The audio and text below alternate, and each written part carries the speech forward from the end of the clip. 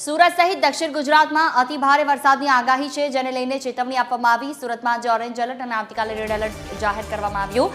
31 જુલાઈએ સુરત જિલ્લામાં અતિ ભારે વરસાદની આગાહી કરવામાં આવી છે। 4 ઓગસ્ટ સુધી દક્ષિણ ગુજરાતમાં ભારે વરસાદની શક્યતા। કલેક્ટર તેજસ પરમારે તંત્રને એલર્ટ કર્યું છે।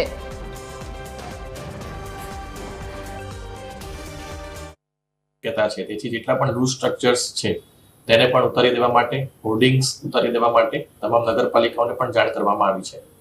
મારી ખાસ એક વિનંતી પશુપાલકોને છે કે આપના પશુઓને આપ બાંધીને રાખો છો, તેથી જ્યારે વધારે વરસાદ આવે અને પાણી ભરાય તો તેવા સમયે તેને તણાવવાની શક્યતા રહે છે।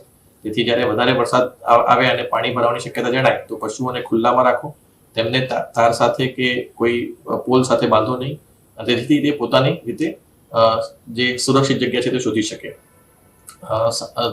અગત્યની જે વાત છે કે આવતીકાલે 31મીએ ખૂબ જ ભારે વરસાદની શક્યતા છે, તેથી તમામ નાગરિકોને મારી વિનંતી છે કે આપ સતત વેધર વોચ ઉપર નજર રાખતા રહો અને જે પણ IMD નું ફોરકાસ્ટ આવે છે તેને સતત જોતા રહો, જેથી જરૂરિયાત ન હોય તો તેવા સંજોગોમાં આપણે બહાર ના નીકળીએ। તમામ લો લાઇંગ વિસ્તારમાં જે છે આજે તકેદારીના ભાગરૂપે એવેક્યુએશન પણ કરવામાં આવશે અને લોકોને લો લાઇંગ વિસ્તારમાં રહેતા લોકોને સુરક્ષિત જગ્યાએ ખસેડવામાં આવશે, એમને તમામ સુવિધાઓ પણ આપવામાં આવશે।